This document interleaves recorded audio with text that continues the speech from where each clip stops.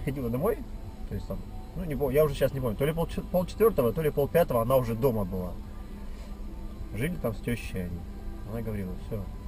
Ну ты не смей тут ломаться, чувак, ты чё?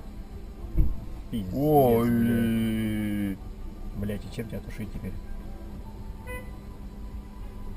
Подтек весь, блядь. Щеми нахуй оттуда, блядь. Слушай, может отъедем? Куда мы сейчас отъедем? Бля, чувак, заводи хоть куда-нибудь, нахуй. Блядь, и тушить-то нечем, ёб твою мать, меня тоже нихуя нет. Воды ничего нету, блядь. Охренеть. Вот это да.